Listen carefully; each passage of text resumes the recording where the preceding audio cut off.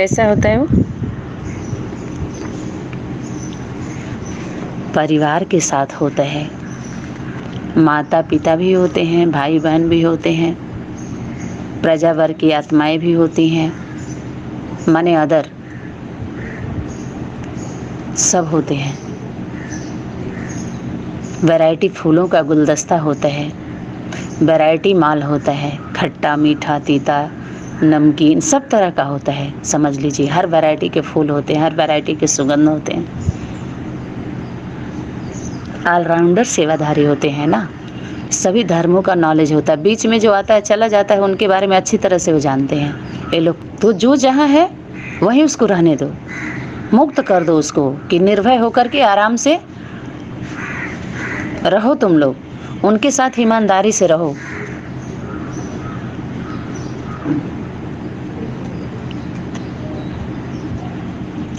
ईमानदार होना चाहिए ना, ईमानदारी बहुत ज़रूरी है। सत्यता, सच्चे दिल पर साहब राजी।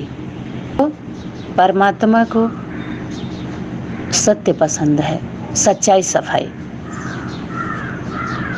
ईमानदारी।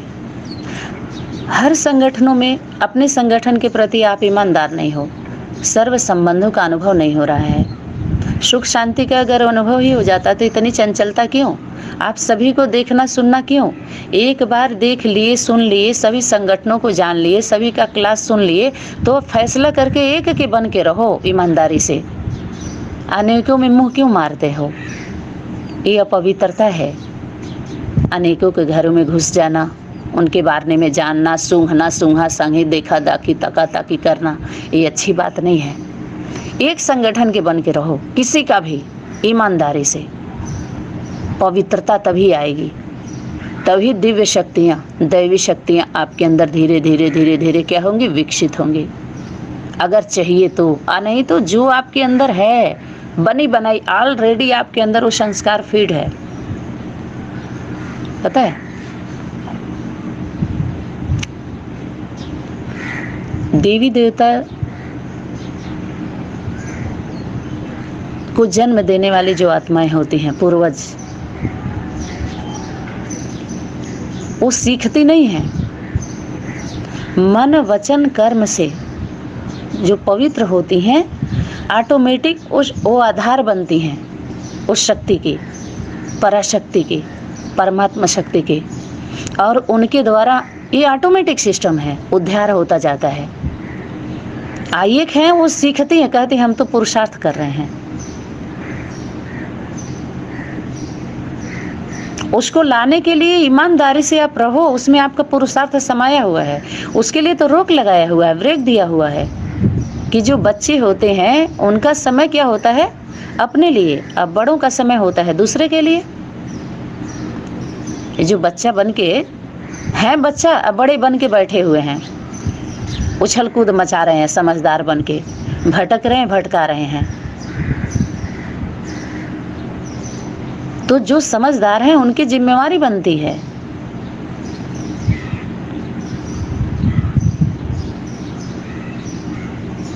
तो वो संभले और संभालें।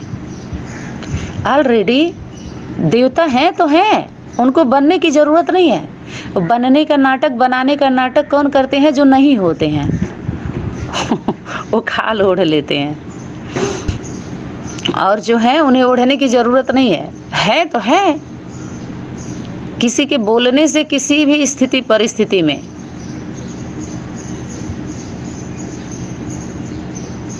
वो दूसरा स्वरूप धारण नहीं करेंगे। उसी के लिए बोला कि चंदन वृक्ष व्यापत नहीं, लिपटत रहत भुजंग। आजो व्यक्ति उत्तम प्रकृति का करे संग कुसंग। जो देवता है वो राक्षसों के बीच में भी रह के देवता है, वो कुसंग से प्रभावित नहीं होता है। वो किनारा कर लेगा, या तो किनारा दे देगा। समझ में आया? लेकिन वो भी ऐसा करने लगे टूट जाए, रूठ जाए, ऐसा नहीं है। उसकी क्वालिटी ऐसी नहीं होती है, फिर भी जिंदा रहता है वो। क्यों? ओरिजिनल है ना, पावर है ना उसके पास।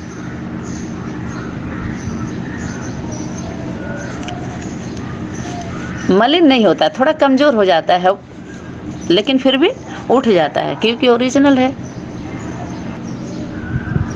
पवित्रता है उसके अंदर, रियलिटी है, इसलिए रियलिटी से बात करता है वो।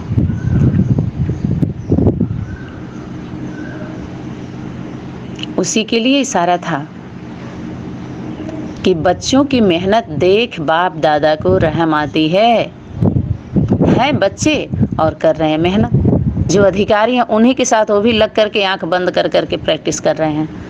अरे ऑलरेडी आप अधिकारी हो, आपको मेहनत क्यों करना है? परिवार में आ जाओ, संबंध में बच्चा बन जाओ, बच जाओगे। इतना ज़्यादा भाग दौड़ क्यों अधिकार लेने के लिए? ईमानदार रहोगे, स्वतः ही लौकिक प्रक्रिया को आप देख लो। कभी भी बच्चा माता पिता के द्वारा जो उनकी प्रॉपर्टी होती है उसको लेने के लिए बच्चा कभी अलग से कोई पूजा पद्धति नहीं बनी हुई है कि नहा धुल करके लो ले जाओ, माता पिता को जल चढ़ा दो कि अपना प्रॉपर्टी आप हमको दे देना। अपने को अलग करके मांगते हैं भिखारी बन करके, लेकिन संबंध में आकर के मुक्त नहीं होते, जीवन मुक्ति को प्राप्त नहीं करते कि हम संबंध में आ जाएं। हमारा है ही, मांगने की जरूरत नहीं है। अधिकार तो स्वतः ही प्राप्त होता है, ट्रांसफर हो जाता है। एक कुदरत का नियम है, सत्य है, अनादि सत्य है, अटल सत्य है। उसमें संदेह क्यों, संशय क्यों? क्योंकि तुम खुद ईमानदार नहीं हो अपने से ऊपर वाले के प्रति। नहीं हुए तो आप नीचे एक को जन्म कैसे दे सकते हो? नहीं दे सकते ना। ऑटोमेटिक सत्ता ट्रांसफर होती है, कोई अलग से कोई विधि नहीं है। अब विधि में जो फंसाया वो व्याधि लगा दिया, ग्रहण चढ़ गया, श्रापित हो गए। आज देख लीजिए क्या हालत हो गई। तो बच्चे कभी मेहनत नहीं करते हैं। बच्चा बन जाओ, बच जाओगे। क्यों मेहनत करना? इतना भाग दौड़ क्यों, लेफ्ट राइट क्यों? क्योंकि ईमानदारी नहीं है। भाई की अंतरात्मा की आवाज आई, बहुत ही सुंदर अनुभव, अति सुंदर अंतरात्मा की आवाज।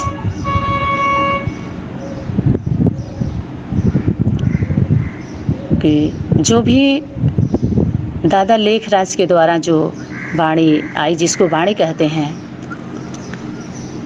इन संगठनों में जो 10-12 संगठन बने हुए हैं, साकार वाणी मुरली बोलते हैं, अव्यक्त वाणी को मुरली बोलते हैं। वास्तव में वो मुरली नहीं है, वो शिव भगवान वाच नहीं है, वो शिव की वाणी नहीं है। अच्छी तरीके से सभी लोग सुन लेना, ये शास्त्र है शासन करने का। ये अपना विधान बना बना करके विधि में फंसाया गया है, शोषण किया गया है।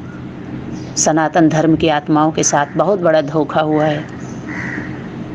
सनातनी धारणा कि बच्चों के ऊपर बहुत अपमान किया गया है, कमज़ोर बनाया गया है उनको। उनका धन की ताकत, समय की ताकत, संकल्पों की ताकत, सब कुछ ले ले करके अमीर बन गए। ये सभी लोग अच्छी बात है, अमीर बन गए, लेकिन उनके साथ ईमानदार नहीं रहे। ईमानदारी की अमीरी नहीं रही। एक बार क्लास चला था, बताया गया था कि चोर भी जो होता है ना, उसमें भी ईमानदारी करनी पड़ती है, ईमानदारी बरतनी पड़ती है। जब लूट के लाएंगे सब ना, तो फिर उसमें भी क्या ईमानदारी से सबको बांटना है। जो भी 10 उसके मेंबर होंगे, गैंग होगा जो उसमें के होंगे लोग भाती, तो उसके साथ ईमानदारी करना पड़ता है, उनको भी करना पड़ता। क्यों भाई? चोरी का माल है। क्योंकि कर्म करके अपने पसीने का तो नहीं रहा ना, कर्म से जुड़ करके तो अमीर नहीं बने ना। ऐसे ही मुरली का जो नाम लिया, शिव भगवान वाच का नाम लिया, वो शिव भगवान वाच नहीं है। 95% भूतों की वाणी है वो। ऐसा भूत पकड़ा है सबको कि अभी भी फाइनल नहीं कर पा रहे हैं अपने, न खुद का न अपने फॉलोअर का फैसला सुना पा रहे हैं, क्योंकि परखने की शक्ति नहीं है। वो तो कोई और शक्ति सर्वप्रथम बता दिया सभी लोगों ने। आज वो बताया भी बीज बातें, क्योंकि अपने सनातन धर्म संगठन से गया है, जा रहा है, सब लोग ले रहे हैं, क्योंकि केंद्र का माल है, वो तो केंद्र से ही जा रहा है, उड़ उड़ के आ रहा है। और वही चल रही थी सबकी दुकानदारी। अब केंद्र पर सब रख लिया गया है खींच करके। क्यों? क्योंकि शब्दों तक है, उनके प्रैक्टिकल जीवन में तो है नहीं। और इशारा था, मनसा संकल्प शक्ति का दर्पण है वचन और कर्म। उनके अंदर जो भी चल रहा है उनके वाणी और कर्मों से आप जान जाओ। ये सबसे बड़ी मशीन है अध्यात्म जगत की। जो बोल रहे हैं, कर्म कर रहे हैं, उसी से उनकी पूरी जो उनके कर्मों का जो है ना, बायोग्राफी, बायोडाटा, जैसे एक्सरे होता है ना, उनके पूरे सिस्टम को पूरा बताता है कहाँ से क्या डैमेज है। अब तो डिजिटल कैमरा भी आ गया है, बहुत क्लियर दिखाता है वो। ऐसे ही अपने वहाँ एक एक संकल्प, श्वास श्वास को भी एकदम क्लियर दिखा दिया जाता है, बुलवा दिया जाता है। तो ये सब कौन थी? भूतों की बाड़ी। देवदूतों का सिर्फ इसमें इशारा है, इशारा है, सिर्फ इशारा है देवदूतों का, जो क्लियर किया जाता है। वही जो इशारा है वही हमारा है।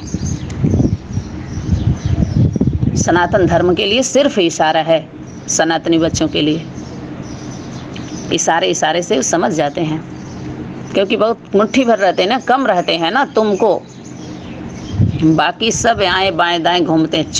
जो चतुरानन, जो आनन है, आनन मुख, जो चालाकों का मुख है, वो भूतों ने धारण कर करके क्या किया?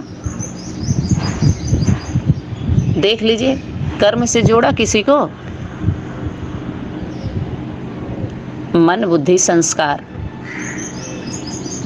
ये कभी प्रैक्टिकल दिखाई देता है, कभी एक तो सूक्ष्म शक्ति है, एक क्रिया का नाम मन बुद्धि संस्कार, ये शब्द तक है। लेकिन प्रैक्टिकल अगर सीन देना हो तो शब्द को आप कैसे देंगे? सीन देना पड़ेगा आपको। तीनों को अगर अलग करते हैं तो कुछ जीवन बच ही नहीं रहा है।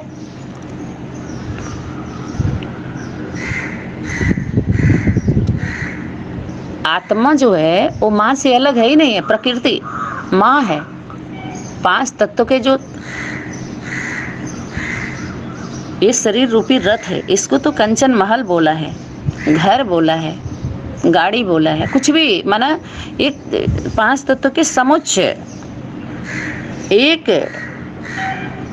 जब होते हैं, सब उधार लिया गया ना 5 तत्वों को, इससे निर्मित हुआ है ना अपने शरीर रथ। इससे अलग आत्मा है ही नहीं है। जैसे आप मेरे सामने हो, ठीक, मैं हूं, आमने सामने हम दो हैं, और मुझे जो पसंद है हमारे अंदर तो है ही ऑलरेडी, तब तो मैं पसंद कर रही हूँ। लेकिन बोध करने के लिए दूसरा चाहिए होता है। प्रयोगात्मक ज्ञान है ना, प्रयोग करके उसका सुख का अनुभव कब लेंगे? जब दूसरा सामने आएगा। कवि के जो कविता है, जब तक वो सामने नहीं आएगी तब उसका जो कविता कल्पना रह जाती है, काल्पनिक है तब तक, जब तक वो सामने नहीं आती उसकी कविता, अर्थात सगुण साकार रूप धारण करके बोध नहीं कर लेती है। वही शक्ति कराती है, वो शक्ति ही कराती है। बिना दो के बोध होता ही नहीं, जीवन ही नहीं है। अकेले का कोई जीवन होता है क्या? कितना ज्ञान ले लो, ज्ञान लेके एक रूम में पड़े रहो, क्या फायदा है उस ज्ञान से? उस ज्ञान की जरूरत क्या है? जो भी बैचलर लोग बैच लगा करके बार बार शक्ति इशारा कर रही थी, तुम बच्चों को त्रिमूर्ति का बैच साथ में रखना है। अब त्रिमूर्ति का स्थूल बैच कोई ने लटकाया, कोई त्रिमूर्ति के बारे में पाठ पढ़ा करके बताया। लेकिन प्रैक्टिकल जो 3 मूर्तियां हैं वो डायरेक्ट परमात्मा की रचना है, वो साधारण नहीं है। तो बुद्धि में वो 3 मूर्ति अपने दिलो दिमाग में बैठा लो, ताकि मूर्त तुम्हारी बन सके, मूर्त का निर्माण हो सके। उसमें सूरत को देखो अपने, वो प्लानिंग से नहीं आई हैं। उनका हाउस, घर जो बना है लाइट हाउस, माइट हाउस का, वो प्लान नहीं था, वो विधान था, उस शक्ति का, समय की शक्ति का, उस सुप्रीम अथॉरिटी का। कल्प कल्प ये घटना घटित होता है परिवर्तन के समय। उसका संविधान है, उसका बनाया हुआ है ये विधान, विधाता का, दाता का, निर्माता जो है इस सृष्टि का, अर्थात प्रकृति माँ का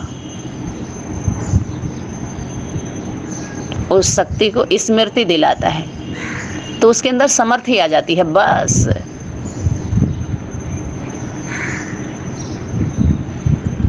हर आत्मा के अंदर वो जो मेमोरी होता है ना, उसमें सेव हो जाता है, उसमें उसके किए हुए कर्मों का, जो भी अच्छा या बुरा जो भी कर्म कर रही है कोई भी आत्मा, उसके अंदर एक कुदरत का एक सिस्टम, चिप मेमोरी सेट कर दिया गया है।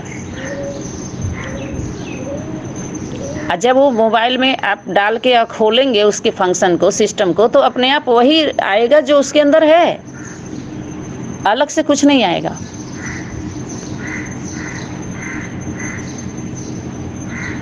उतना ही उसकी क्षमता होती है, उतना ही वो ले पाती है, और उतना ही वो दिखाएगी जो उसके अंदर रहेगा, अलग से कुछ नहीं है। लेकिन भेड़ियों की भीड़ बना करके भिड़ाया जा रहा है सबको।